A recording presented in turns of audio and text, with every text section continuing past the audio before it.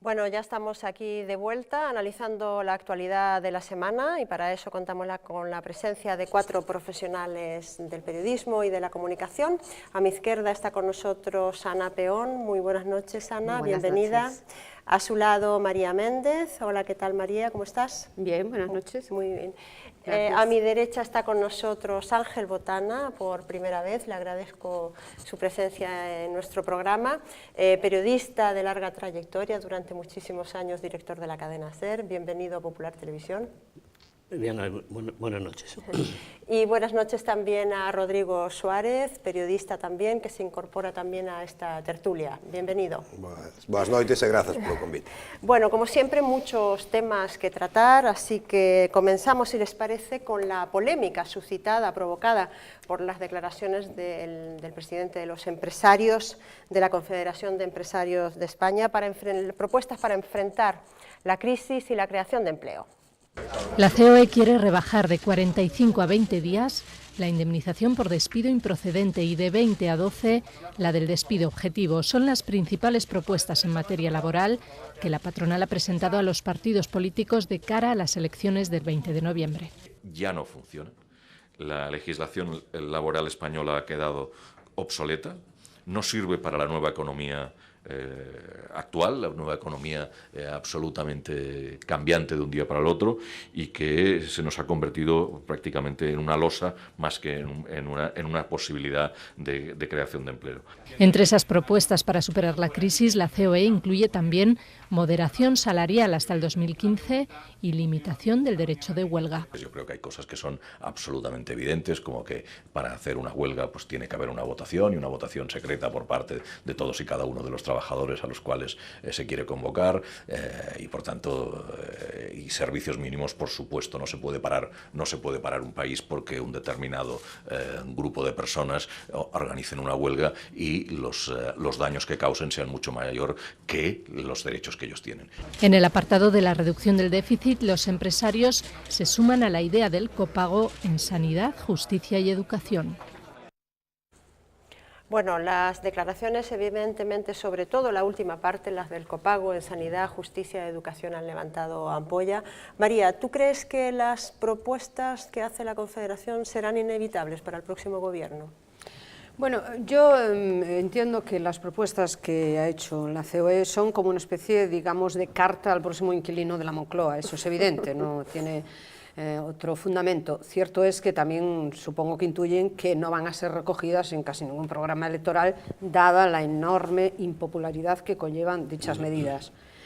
Es de señalar, sin embargo, que a tenor de estas medidas todo el mundo se ha volcado explícitamente, entiendo porque es la más popular, sobre el recorte de las indemnizaciones en los despidos. Bueno, sería injusto considerar que la propuesta empresarial se centra exclusivamente en eso. De hecho, creo que hoy el presidente Rosell ha dicho que era lo de menos, que era lo menos importante, evidentemente. Pero bueno, a veces entramos en el maniqueísmo de explotar, ¿no?, una especie de capítulo que interesa, porque es impopular y porque diciéndolo y reiterándolo, pues a veces granjea más o menos simpatizantes. Pero bien es cierto que si es muy impopular la medida, creo que, por desgracia, no va a haber más opción que adoptarla. En la última reforma electoral de hace escasamente unos meses, reforma, digamos... Laboral, ¿te refieres? Sí, de la reforma laboral de hace unos meses, pero ni reforma fue, digamos, una especie de... amago de reforma laboral, cuando se redujo a los 33 días, ya se dijo entonces que era insuficiente. No hay día que no pase en ninguna de las agencias, que ya sé que está muy entredicho la opinión de las agencias de clasificación, pero cierto es que su opinión sí es contada por los futuros o futuribles inversores para un país y por cualquier organismo internacional, desde FMI, desde la OCDE, etcétera, etcétera, en la que dice que, aparte de otras múltiples carencias que tiene España, digamos una estructura financiera débil, etcétera, etcétera, sí entra muy de lleno en el tema de la estructura productiva o la estructura laboral. Y evidentemente dice que ahí estamos, tenemos grandes divergencias con el resto de Europa. Evidentemente esto puede parecer baladí y puede ser atentatorio incluso contra los intereses de los trabajadores en estos momentos de situación económica tan endeble. pero a mí no me preocuparía tanto cómo se planteara el nivel, digamos, de indemnización del despido, sino en el hecho de que en este país es necesario crear cuanto antes puestos de trabajo. O sea, estamos enzarzados en una polémica de que si se va a cobrar un poco más o cobrar un poco menos, y nadie de verdad plantea, de hecho, cómo se va a generar puestos de trabajo necesarios para absorber esos 5 millones potenciales de parados. Evidentemente la COE ha puesto más medidas, y claro, pero es un poco más complicado entrar en otra medida que ha dicho, por ejemplo, recortar el gasto corriente, que es reducir, por ejemplo, el gasto público, y además de forma dramática, con una reestructuración de la administración. Lo dice claramente, pero claro, en eso, ¿verdad?, no es tan fácil entrar, ¿comprenden? Es más fácil entrar en el tema de los salarios y de rechazarlo de plano para tomar posición, decir, no, nosotros jamás haremos eso, cuando saben, en el fondo, que sí van a tomar esa medida. Bueno, luego hay otra, como recuperar, en fin, la credibilidad del sector crediticio y el propio crédito, en fin, otra serie de medidas que no van exclusivamente digamos, en el ámbito laboral, ¿no? Ángel, ¿cuál es tu valoración sobre las declaraciones de la COE? A mí no me sorprende en absoluto porque es una vieja reivindicación de los empresarios. Llevan 40 o 50 años diciendo que hay que rebajar las indemnizaciones por despido, y ahora, en este momento, les viene al pelo porque la situación económica les permite no ruborizarse al insistir en sus reivindicaciones. Y por otra parte, esto afectaría solo a los nuevos trabajadores. Los antiguos tienen sus derechos adquiridos y esos en cualquier caso se irán con los 45 días a los que tenían derecho hasta ahora. Por otra parte, creo que a los jóvenes sin trabajo, este es un tema que les preocupa menos. Lo que les interesa es encontrar trabajo y no plantearse previamente cuánto le van a dar o cuánto van a dejar de dar en el momento que tengan que dejar su puesto laboral. Es decir, lo que hace falta son puestos de trabajo, y lo de las indemnizaciones yo creo que no es un tema excesivamente gravoso en este momento ni para los trabajadores ni, por supuesto, para los empresarios. Rodrigo, ¿cuál es tu opinión? Durante moitos anos sempre escoitamos que os nacionalismos periféricos eran insaciables, non? Eu non estou de acordo diso. Niso, no que sí que estou de acordo, que hai certo empresariado que sí que parece insaciable. Vimos dunha reforma laboral cuxo éxito foi absolutamente nulo, subiu o paro, non hai máis traballo fixo, etc. E a receita para os empresarios resulta que non cambiar de rumbo, senón incidir nese rumbo. Eso, pois a próxima estación é despido máis barato, a estación término será o despido libre, e por aí, dende logo, non se vai conseguir máis traballo, nin menos traballo de calidade. Eu non estou de acordo en canto a que os mozos o que queren é ter un traballo dalles igual. Non, os mozos o que queren e o que teñen dereito é a ter un proxecto de vida. E máis, tendo en conta que hoxe a xuventude vaise hasta case estos 40 anos, curiosamente, nosos pais sí podían ter un proxecto de vida, sí podían ter fillos, sí podían ter unha estabilidade. Agora estamos falando de ter un traballo no que tes a pistola aquí na cabeza continuamente, porque sabes que en calquer momento podes ir á rúa por 4 patacóns. Non me parece que esa sexa a solución. Está demostrado que as receitas neoliberales non están servindo para nada, e haberá que cambiar de rumbo. Eu non creo que sexa inevitable facer reformas nesa dirección, e hai exemplos polo mundo que demostran que non é esa o que funciona. E insisto, a reforma laboral que foi light, non funcionou, unha reforma laboral máis dura tampouco vai funcionar. Ana.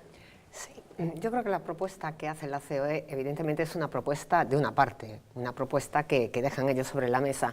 Y lo que es realmente más importante es que dicen al respecto los partidos políticos que tanto en su programa como lo que van a hacer después. Y yo creo que es tranquilizador que hoy el Partido Popular, a través de varios representantes, haya dicho que en ningún caso ellos van a abaratar el despido, sino que lo que se pretende es abaratar la contratación. Es decir, que tanto... O primarla, ¿no? Es decir, que se puedan ahorrar 3.000 euros en cotizaciones cuando se trate de contrataciones en pequeñas empresas y de autónomos. Y esa es la propuesta que ha hecho el Partido Popular. Al Partido Socialista pues no le he escuchado una propuesta clara, entonces lo único que nos podemos remitir es a la reforma laboral que hicieron hace unos meses y que el balance de la reforma laboral la conocen todos los españoles, que son 5 millones de parados. Y en todo caso, pues dada las contradicciones y la campaña errática que está llevando a cabo el Partido Socialista, pues hoy pueden decir una cosa, la semana que viene otra y la siguiente la contraria y después hacer lo opuesto de lo que han dicho. Bueno, María. Bueno, es una auténtica transgresión de la realidad decir que los 5 millones de parados, Ana, vienen dados por la última reforma laboral. Mire, no, hay muchísimos más elementos, pero todo responsabilidad del gobierno de Zapatero. Bueno, una más es la reforma laboral. También hay una apuesta del sector financiero por unas subprimes que se generaron en Estados Unidos. ¿Cuál era el objetivo? Hay una crítica del sector financiero de la reforma laboral. Crear empleo. Evidentemente, está muy claro. bien. Sí, y no, pero bueno, eso, primero, entre todas las medidas, y no se ha creado, al contrario, ha seguido creciendo, con lo cual ha sido un fracaso. Pero se hace una reforma laboral para crear empleo. Pero primero, la reforma laboral se hizo muy tardía. Eso para empezar. O sea, la reforma laboral ya es una vieja reivindicación, como decía Ángel, empresarial, pero no es porque, o sea, quiero decir, no es una vieja reivindicación empresarial porque los empresarios se levantan un buen día y piden eso. Es porque si yo soy generador de puestos de trabajo, supongo que yo sé, en principio, evidentemente, con una cierta regulación y con una cierta moderación, yo sé qué es lo que me conviene a mí, evidentemente. Y pero si yo pido una reforma laboral es porque entiendo que con esa reforma laboral se va a generar puestos de trabajo. Ahora, evidentemente, yo no puedo generar puestos de trabajo en un país en el que en estos momentos no tengo acceso a ningún tipo al crédito. O sea, yo soy empresario y no puedo hacer al crédito. Por tanto, yo ya no puedo generar ningún tipo de inversión. Pero no se trata solo de medidas de crédito. Hay muchas más medidas que se han tomado. Una falta de credibilidad, por ejemplo, una falta de confianza por las medidas que se han tomado. Y la reforma laboral es un elemento más dentro de esa falta de credibilidad, falta de política económica, etcétera. La conclusión final es que la situación económica para nada acompaña a la creación de puestos de trabajo, pero además, si tú tienes una reglamentación laboral que no facilita la contratación, evidentemente eso también lo va a imposibilitar. Es lo que he dicho yo, que la reforma laboral del PSOE no ha servido para crear empleo. No, primero, al contrario, ha seguido creciendo el número de parados. Se esa medicina non funciona, habrá que probar con outra medicina distinta, non con máis pastillas do mesmo. Por ejemplo, favorecer la contratación, en vez de abaratar el despido, abaratar la contratación, una serie de medidas de apoyo a pequeñas, medianas empresas, autónomos, para que se puedan generar puestos de trabajo. Pero una cosa no excluye la otra, no son medidas autoexcluyentes, quiero decir,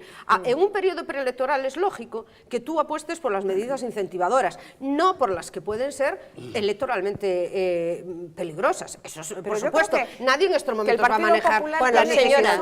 Más credibilidad, solo una cosa, tiene más credibilidad porque ha estado 8 años en el gobierno y hemos visto que la política económica que ha hecho, que ha sido una política económica que ha creado empleo, que ha mantenido los derechos sociales, que ha reforzado, por ejemplo, las pensiones. Por eso yo creo que cuando habla el Partido Popular, tiene más credibilidad. Reforzó unha lacra chamada precariedad. En cualquier caso... La precariedad laboral, sobre todo, parece mentira que digas eso cuando hace unos meses el Partido Socialista ha reformado la ley para que pueda haber contrataciones temporales por un periodo más largo de 2 años. ¿Quién ha tomado esa medida? Pero ¿quién ha tomado esa medida? Ha sido el PSOE ahora. Pero ha sido la modalidad de 41, por favor. La modalidad de 43 contrataciones ya es muy antigua. Ana María, un segundito, por favor, Ángel. Yo creo que en cualquier caso, incentivar con 1.000, 2.000 o 3.000 euros a un empresario, a un modesto empresario, a un autónomo, para que contrate gente, bueno, eso es una auténtica utopía. Porque de otro paquete de medidas eso no soluciona nada a ningún empresario ¿qué le soluciona? 2.000 euros o 3.000 euros en el momento de contratar. Ese señor tiene que seguir pagando al que contrate y no tiene capacidad para eso.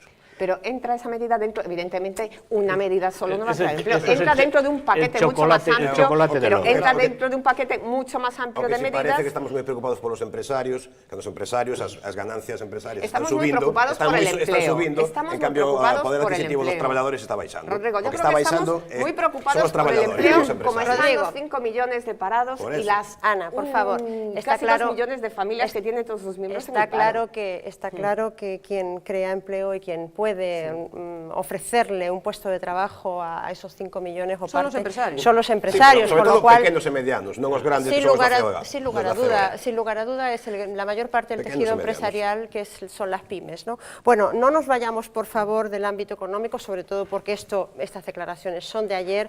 Veremos la próxima semana cuáles son las reacciones inminentes de todos los sindicatos, obviamente. Pero no nos vayamos del ámbito económico, porque Nova Caixa Galicia, aunque era Nova Caixa Galicia, tiene un nuevo nombre, es Nova Galicia Banco.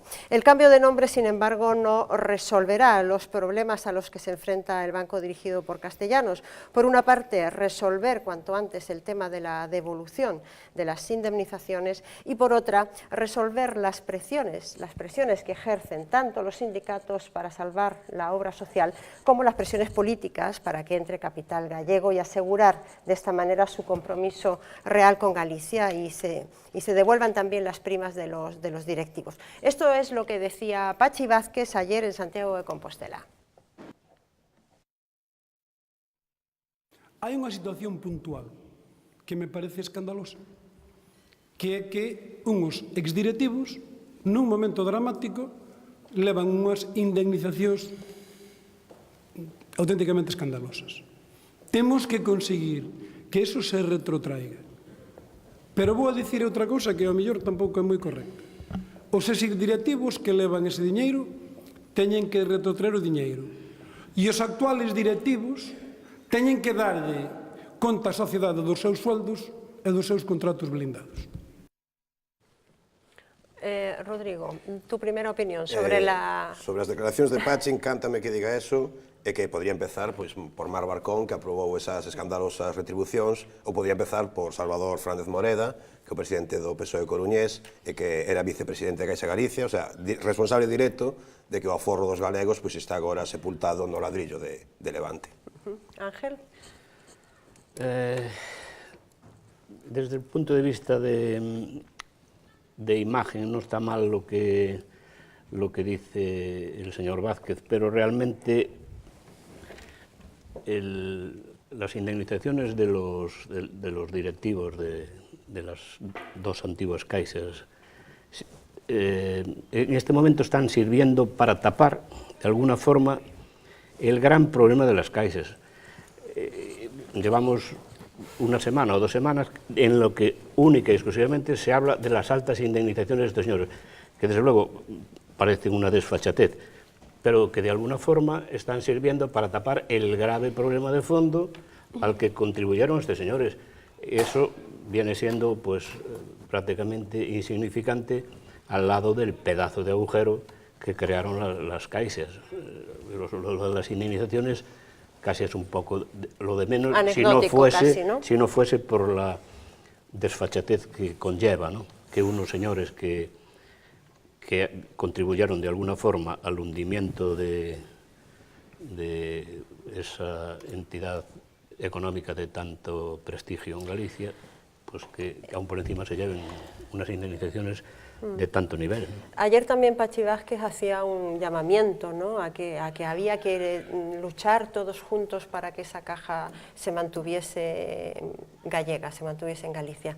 María, tú que conoces muy bien al empresariado gallego, no hay nadie que se levante y diga la mano yo, ¿no? No parece, ¿no? Bueno, el empresario, como bien dice Rodrigo, pero es condición de los empresarios que cuando toman una decisión es sujetos estrictamente a una cuestión de rentabilidad.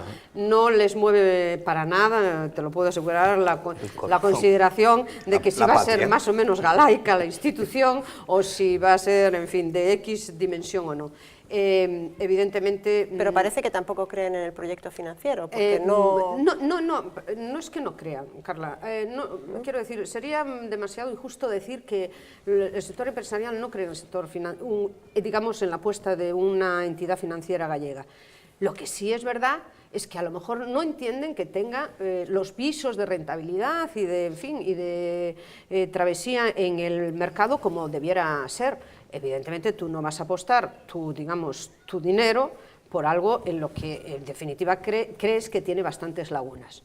Evidentemente puede gustarte el proyecto. ¿Eso es lo que está pasando, según tú? Sí, sin duda, yo estoy convencida de eso. De hecho, en estos momentos, si no, ya hubiera habido gente que se hubiera manifestado abiertamente de su apuesta por el tema. Evidentemente, también es cierto que estas negociaciones se llevan con bastante, en fin, pulcritud y no se hacen públicas hasta que está muy atado.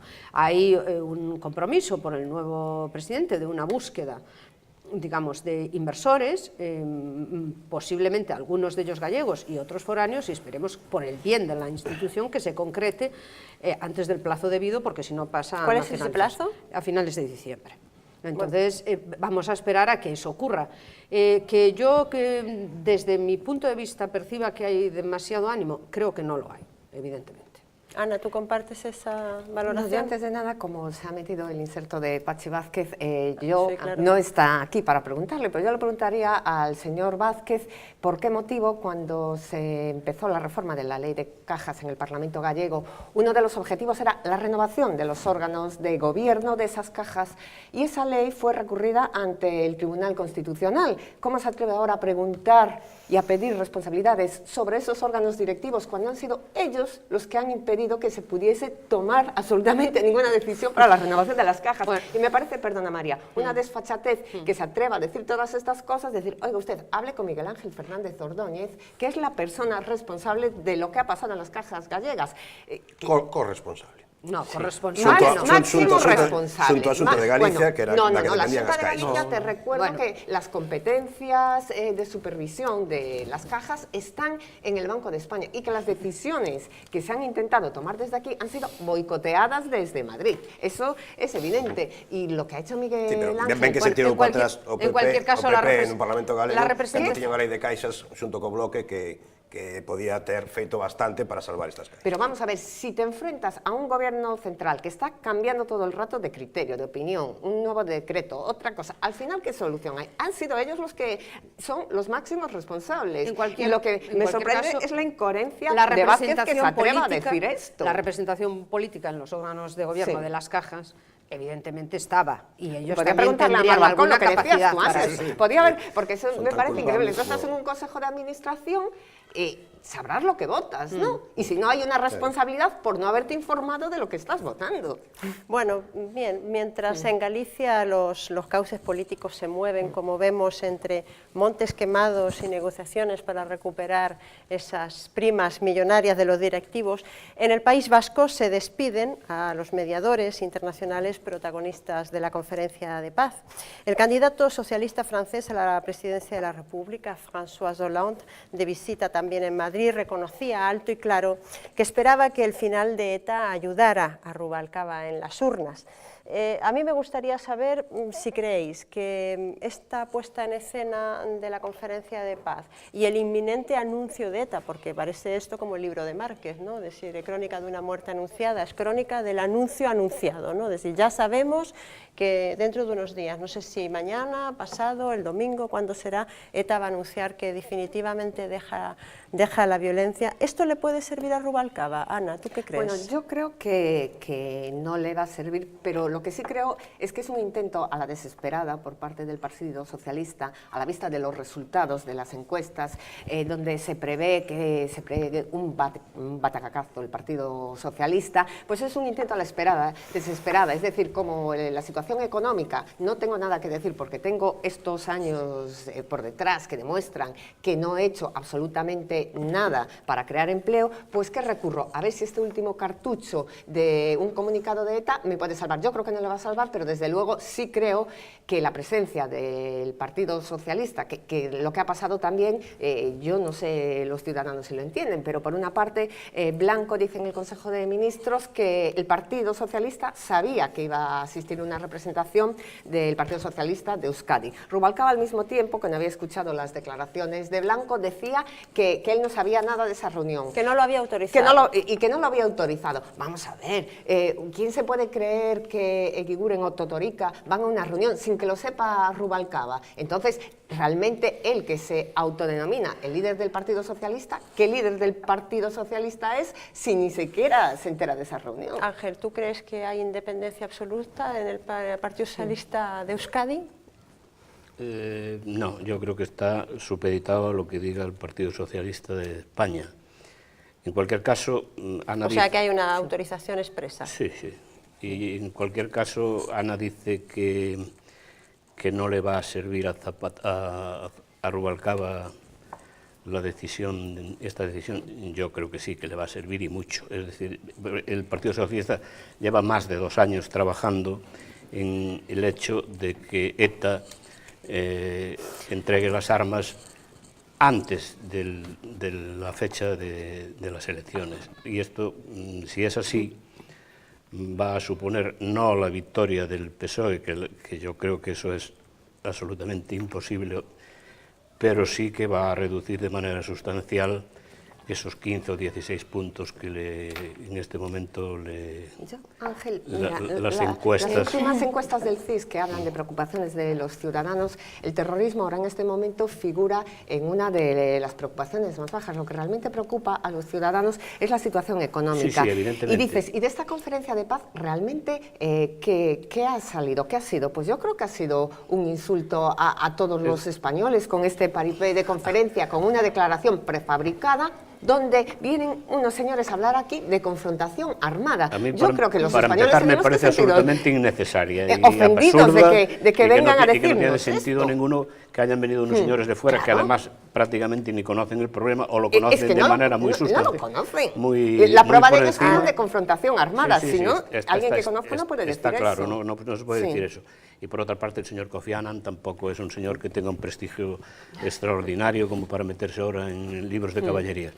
Pero, en fin, yo insisto que si esa rendición de ETA o ETA entrega las armas, eso son bastantes puntos a favor del señor Rubalcaba, de manera evidente. Desde luego las elecciones no las va a ganar. La sociedad española es madura para darse cuenta de cuándo se está utilizando algo y de qué forma se está utilizando. Pero es un punto en el momento justo. Eu creo que non vai, o sea, electoralmente non lle vai servir para nada a Rubalcaba ao fin de ETA, non? Onde sí que pode servirlle, por eso sí que hai esas discusións, é o Partido Socialista de Euskadi, non? Es que a visión que hai en España, a visión que hai en Euskadi deste tema de ETA é radicalmente distinta, o sea, o Partido Socialista de Euskadi vai a esa conferencia, porque sabe que esa conferencia ali sí está ben vista, ali sí agradecen a presenza de Kofi Annan, ali hai outra forma de ver o conflito, tamén porque eles foron, desgraciadamente, o que máis o sufriron.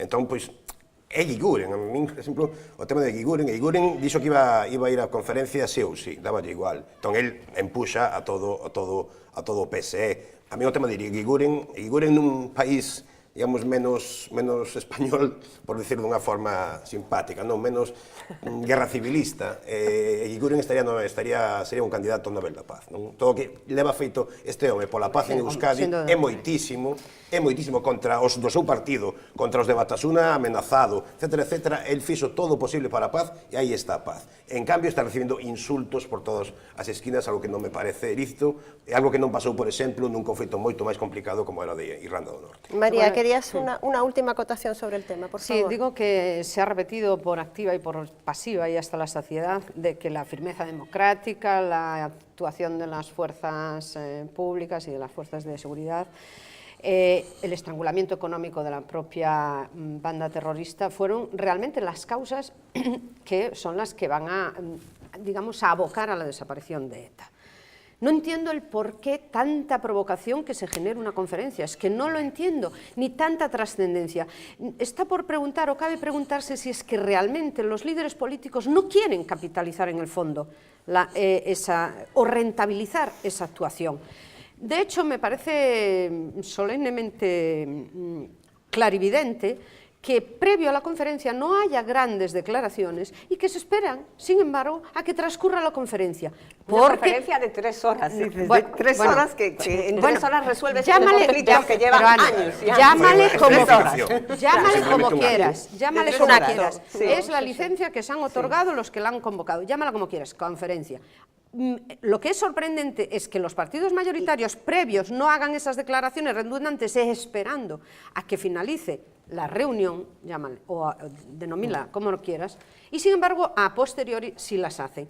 Me da por pensar Yo creo que hay un hecho juego... pocas declaraciones, de todas formas, los máximos dirigentes políticos, porque pero precisamente lo que han dicho es que no quieren hacerle la campaña electoral a Mayur. Aquí con declaraciones lo que consigues es inflar una conferencia de paz. Yo, por ejemplo, esta mañana escuchaba una entrevista de González Pons que precisamente lo que decía es no hablemos de esa conferencia porque lo que quieren es propaganda electoral para las próximas elecciones. Bueno, ese ha sido siempre el argumento. ¿Puedo acabar mi argumento? ¿No? Tony Blair, que apoyó por escrito, están xogando a favor de Esquerda Berchale. Escucha, Kofi Annan, y lo decía antes Ángel, con todos mis respetos, no voy a entrar ya en temas de que si le acusaron de corrupción, si su hijo se enriqueció y enriqueció a Saddam Hussein con el programa Petróleo por Alimentos, si fue el primer caso de una moción, escucha, el primer caso de una moción de censura en Naciones Unidas porque encubrió supuestamente un colaborador por abuso sexual. No voy a entrar en eso, voy a entrar solo en su gestión como responsable de Naciones Unidas, y yo solo sé que cuando era el responsable de operaciones de Naciones Unidas se produjo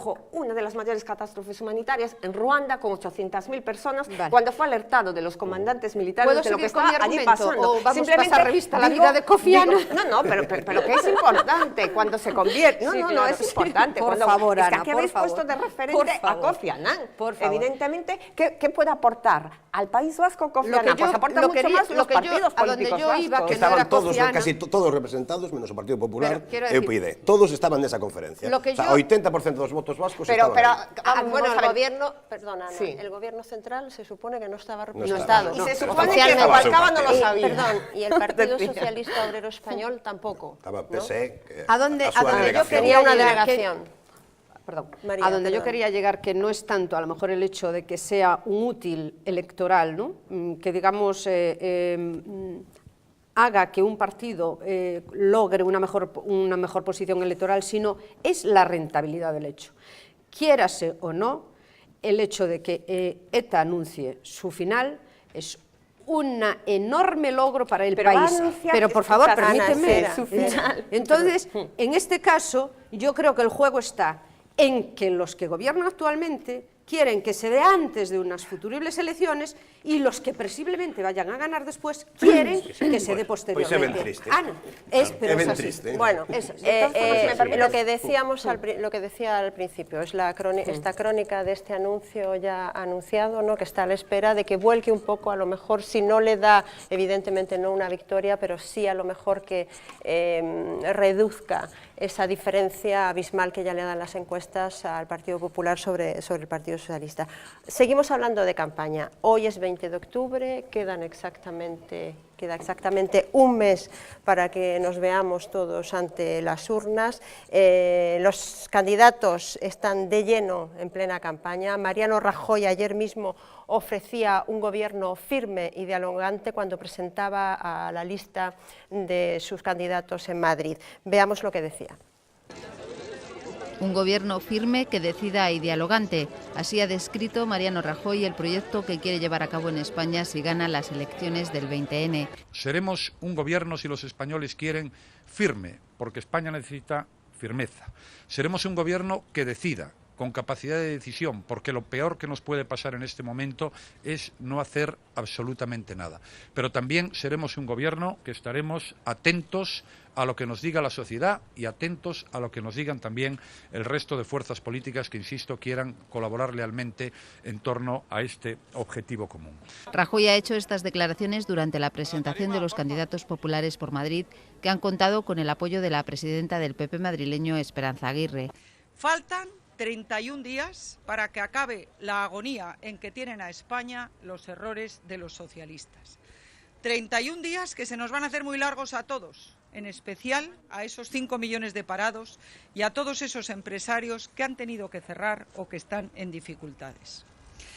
Pero el 20 de noviembre los españoles van a tener la oportunidad de cambiar el rumbo de la política que con los socialistas nos ha llevado a una catástrofe económica, a bajar a España a la segunda división mundial y, por último, a meter a ETA en las instituciones. Aguirre ha garantizado a Rajoy que contará con el trabajo y la entrega de todos los militantes y simpatizantes del PP de Madrid para enderezar lo que ha definido como los entuertos socialistas.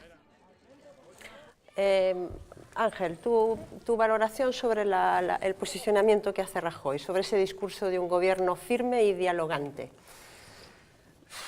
Pues mira, yo creo que el país no está para actos de fe, pero bueno, en cualquier caso, ojalá el señor Rajoy acierte en todas sus ofertas y esto sea una seda, que es lo que corresponde después de haberlo hundido el Partido Socialista hasta límites insospechados.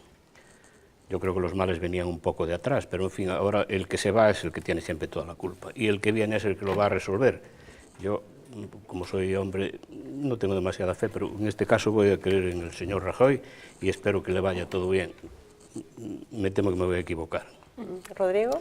Eu espero que sexa, como parece previsible vai gañar, espero que sexa un goberno dialogante. Más dialogante que firme. Espero que sexa dialogante firme e tamén limpo, porque vendo as imaxes co CEO de Madrid absolutamente cheo de contaminación, pois non é unha boa posta en escena, a verdad. A ver, Rajoy terá que elegir ser o Aznar da maioría absoluta ou ser o Aznar da primeira legislatura. Supoño que nesta declaración hai unha especie de guiño a CIU e ao PNV, buscando que, bueno, vamos a levarnos ben e vamos un pouco optar pola primeira vía do primeiro Aznar. Pero vamos, dialogar sobre que? A mí, dicir que vou ser dialogante, pero terás que me dicir sobre que vamos a dialogar. O programa de Rajoy sigue sendo unha entelequia, sigue sendo algo agochado, non se sabe moi ben donde, e cando se esconde tanto algo, será que algo ten que esconder, non? Eu moito me temo que o verdadeiro programa que Rajoy non quere anunciar, o verdadeiro programa do PP, é o que dixe, o que fixo público a COE, non?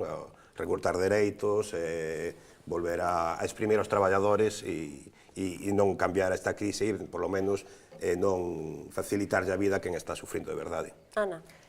Sí, bueno, yo primero no comparto eso, que se habla del programa escondido. Dices, a lo largo de las últimas semanas en distintos foros han hecho propuestas en materia de emprendedores, en materia de creación de empleo, y hay una fecha para presentar el programa, que va a ser el día 31. Y respecto a este anuncio de un gobierno firme y dialogante, yo creo que responde a la personalidad del propio Rajoy, que es una persona firme, porque a lo largo de estos años él ha sido objeto de muchas campañas personales, campañas mediáticas, y ha aguantado, ha demostrado su templanza durante estos años. Y yo creo que también es su carácter dialogante. Yo creo que es una persona de consenso, de diálogo, no es una persona de crispación. Yo creo que este anuncio refleja, bueno, la personalidad del candidato. María. Digo que la templanza no solo la ejerció, digamos, contra las campañas mediáticas, que yo no creo que se hubieran dado, sino que la ejerció también con respecto a su propio partido. Quiero decir, haciéndose erigir como líder frente a su día bastantes dificultades que se plantearon en el seno de su propio partido. En cualquier caso, con lo que hacía referencia a la firmeza, yo entiendo que el país lo que necesita ahora son dos elementos, firmeza y confianza. A alguien que realmente tenga, digamos, capacidad de liderazgo para decir al país, vamos aquí, cueste lo que cueste, y aunque sea hasta el cueste, pero vamos a este objetivo, y que la gente realmente se suma a ese proyecto. Eso es lo que necesita el país. Quiero decir, no tanto vamos a dejar al margen las consecuencias económicas de todo el gobierno socialista, sino que ha sido la falta de coherencia entre acción y actuación, y eso establece una línea errática que se evidencia en todos los ámbitos de la sociedad. Y hay un elemento que creo que es mucho más preciso de su discurso, que es estar atentos a la sociedad.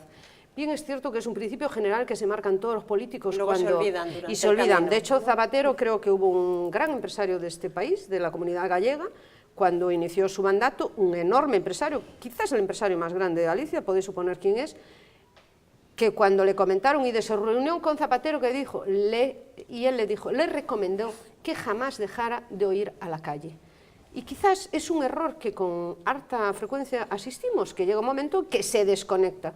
Y entonces llega un momento que hay un divorcio entre la sociedad y la política que es de locura. Y claro, es como si de pronto pues, los políticos vivieran su vida y la sociedad está como absorta viendo a ver por dónde van a tomar las decisiones. Creo que esto sería fundamental. A sociedade non está absorta. O pasado día 15 había milleiros e milleiros de persoas na rúa pedindo un cambio de política, un cambio global. Sí, exactamente. No es que esté absorta, no es que no se entere, sino que, digamos, entra en una fase como de decir, no quiero saber nada de la realidad política. Se queren escoitar a rúa está falando continuamente. Exacto.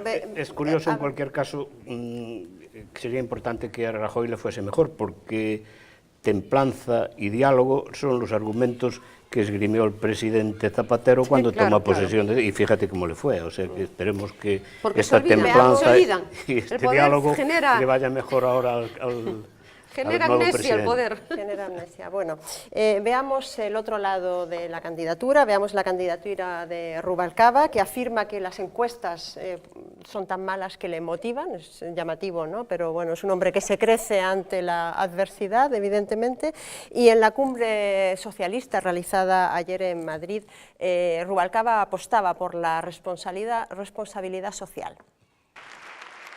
Cumbre Progresista de Madrid. El candidato socialista a la presidencia del Gobierno, Rubalcaba, toma la palabra y pide a los líderes de la Unión Europea que pongan en marcha de forma inmediata mecanismos para luchar contra la especulación y proteger al euro en la cumbre que celebrarán el próximo día 23 en Bruselas. Por supuesto, tenemos que dotarnos de mecanismos para luchar contra la especulación. Es bastante fácil de entender. Tenemos una moneda única. De lo que se trata ahora es de crear un sistema de defensa de nuestra moneda única. Y eso se llama, entre otras cosas, eurobonos. En este foro, Rubalcaba apostó por los valores de la izquierda, por la fortaleza del Estado y de lo público, ante una crisis creada por las políticas de derecha. Tenemos además que impulsar la responsabilidad social, la individual y también la de las empresas. Tenemos finalmente que conseguir un control mayor y una transparencia mayor de los mercados, para evitar esos excesos intolerables que estamos viviendo, que hieren la sensibilidad y que alejan justamente a los ciudadanos de la política, de la cosa pública. El candidato socialista ha hecho esta reflexión después de que la agencia de calificación Moody's rebajara anoche la nota a la deuda española con un recorte de 2 escalones con perspectiva negativa. Bueno, yo no quiero pecar de ironía, ¿no? Pero a mí el concepto este de la cosa pública me llama la atención, ¿no? Es como la película esta, La cosa, ¿no? ¿Qué es esto de la cosa pública? Tirando tamén de retranca, o pobre Rubalcaba ten unha cara de funeral.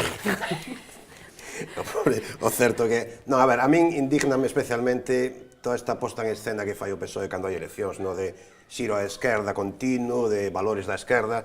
Os valores da esquerda tiveron 8 anos seguidos para practicalos, algo fixeron ao principio, pero nos últimos anos o PSOE fai políticas de dereitas. Eu vexo agora que Rubalcaba propón no seu programa electoral a dación en pago das hipotecas para evitar desahucios. Hai 4 meses Francisco Jorquera do BNG propuso eso no Congreso dos Deputados e o PSOE votou en contra. A min toda esta falsidade, todo isto de que a crise foi culpa da dereita, sí, a orixe da crise está nas políticas neoliberais, pero eles en ningún momento se enfrontaron a iso. Así que, lógicamente, a derrota, a previsible derrota, é bastante xusta, en canto que para votar dereita, supoño que a xente votará o original que o PP, e non a mala copia con fondo rojo que o PSOE. ¿El giro a la izquierda te parece una buena estrategia, Ángel?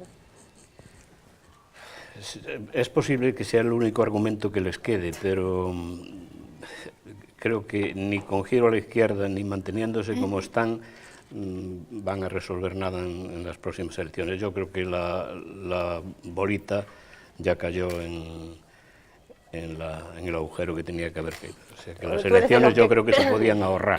Tú eres de los que crees que ya están preparando el Congreso del día 22, sí, ¿no? Sí, es decir, que están preparando Fernández Vara en sí. una entrevista reciente donde ya le ha advertido que después del batacazo vendrá el Congreso. Sí. A mí, una de las cosas que más me ha llamado la atención de esta puesta en escena es la aparición de Felipe González. La aparición que incluso se ofrece él para debatir con Rubalcaba. No, pero con Aznar, ya no con Rubalcaba. O con quien haga falta. Lo que me ha llamado la atención es la aparición de Felipe González. Y yo creo que el problema de Rubalcaba es un problema de credibilidad, que puede decir una cosa mañana otra, mañana la contraria, que carece de credibilidad. Y María, eso es imposible de remontar. ¿Tú crees que es un problema de Rubalcaba o es un problema del partido? Bueno, yo creo que es un problema de coyuntura más que de personajes. Y siguiendo la línea que establecía Rodrigo, me permito discutirle mínimamente que no es tanto la tilde de índole política ideológica, quiero decir, a mi entender, modesto entender, no es tanto, digamos, hacer una tendencia de pronto o girar una política hacia determinado, digamos, talante más o menos izquierdoso, menos o menos derechoso, sino que es el hecho de que ha sido, digamos, en estos momentos es como una huida hacia adelante de la situación que no han generado ellos, porque yo creo que evidentemente la gestionaron muy mal, pero ellos no la generaron, pero ni que sí... Exactamente, pero la gran falacia de todo es que lo que no han hecho ha sido reconocer la situación de crisis. Y si tú no reconoces una situación como se estaba dando, no puedes gestionarla, no puedes buscar los instrumentos necesarios. Bien es cierto que a lo mejor si reconocieran esa situación de crisis, evidentemente tendrían que aplicar una política, según a tu entender, entiendo, más neoliberal o más conservadora. Quizás estarían obligados a eso y quizás no querían entrar ahí. Voy a, en fin, darles el voto de la confianza de pensar que era así, por no pensar que era una absoluta indolencia y un pasotismo, entonces sería terrible pensar así, ¿no?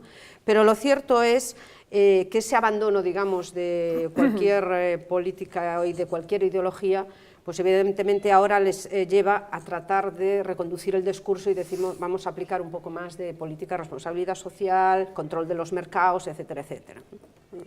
Bueno, Rodrigo antes hacía alusión a las manifestaciones del fin de semana pasada. Me gustaría una valoración, porque bueno, pues hemos visto las manifestaciones de los indignados ocupando plazas y ocupando calles en todas las ciudades de España.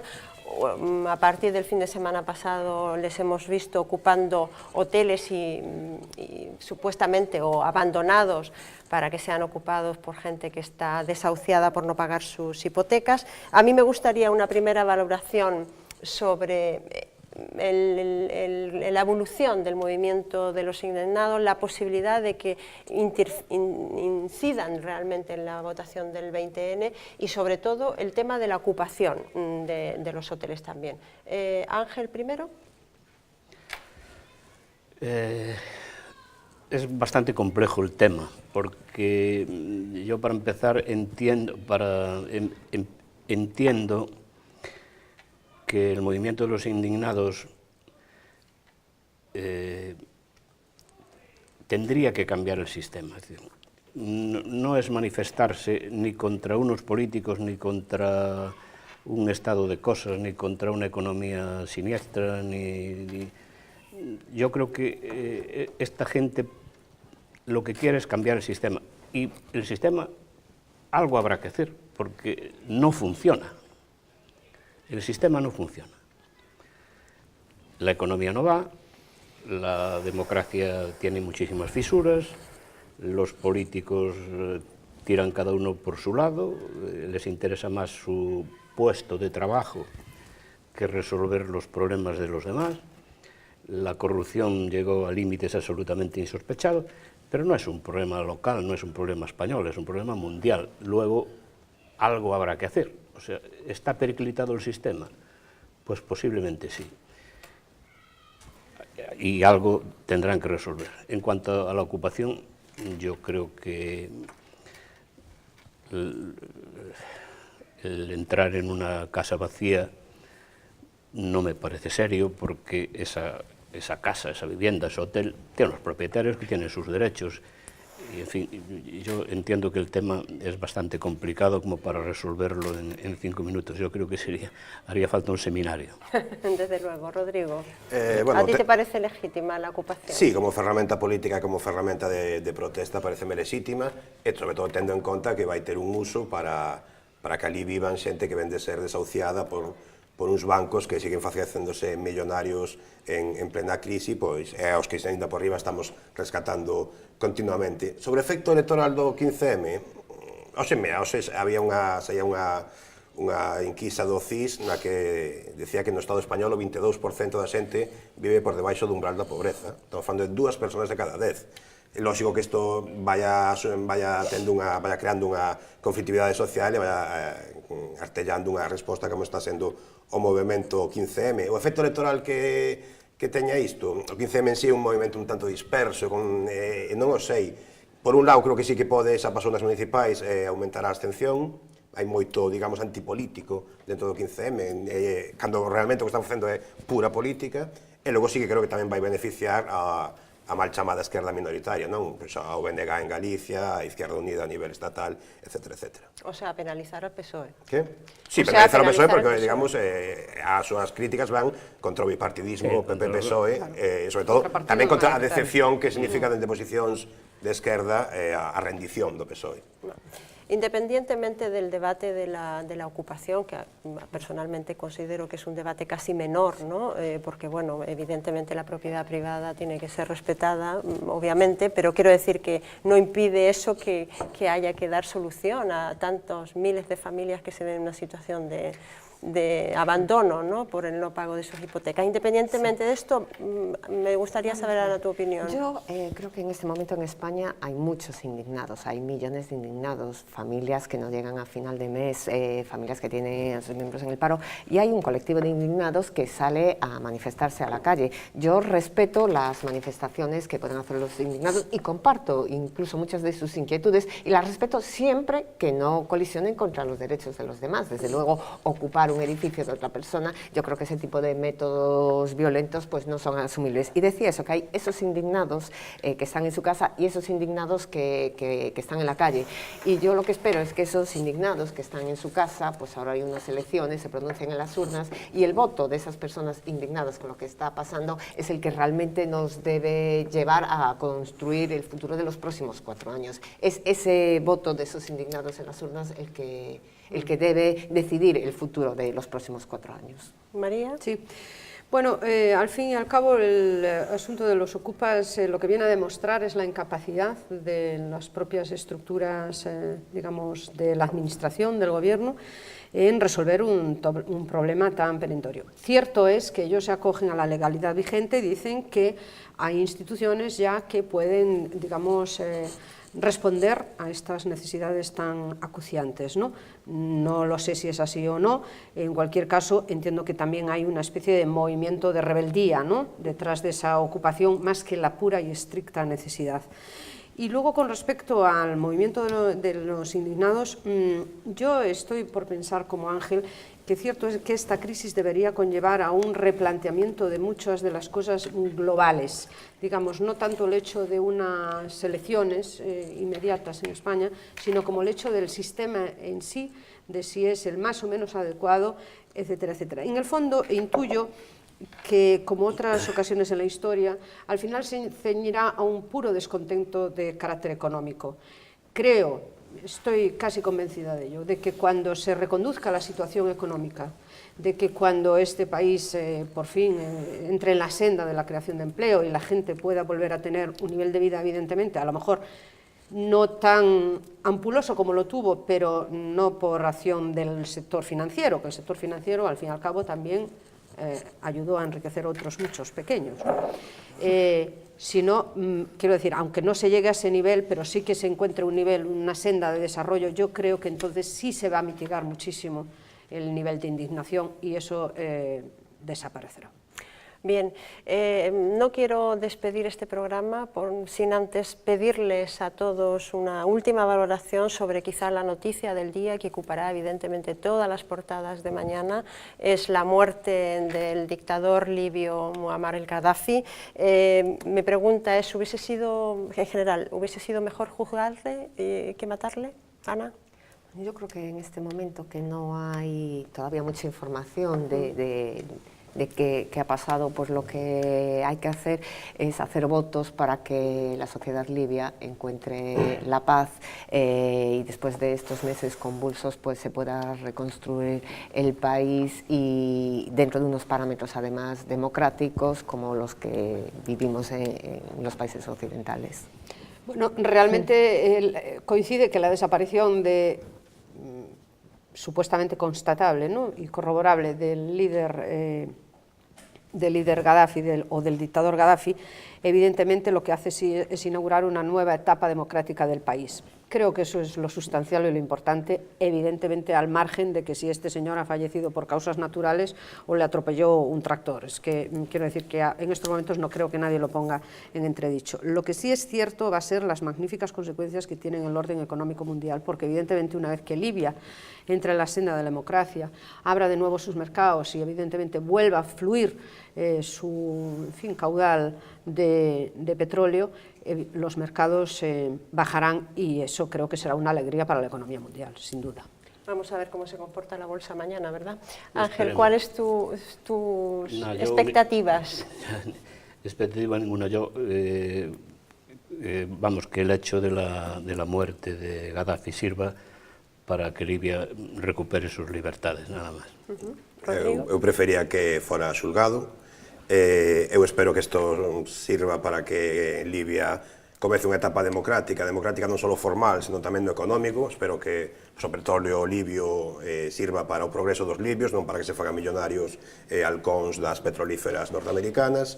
E tamén espero que a xente, despois desta guerra, tamén se decate do cinismo de certas potencias europeas que hasta hai 3 días deixaban que Gaddafi, que un dictador como Gaddafi, colocara a súa jaima nos jardíns da Moncloa, por exemplo. Bueno, pues con esta última valoración de esta noticia del día nos despedimos, sin antes decirles que el programa de tertulia de periodistas pasará a partir de la próxima semana a los martes, a las 10 de la noche, por lo tanto les espero en esa ocasión. Gracias María, Ana, Ángel y Rodrigo, espero volver a teneros conmigo en este programa y por supuesto muchas gracias a todos ustedes por su atención, tengan una feliz noche y un excelente fin de semana. Hasta luego.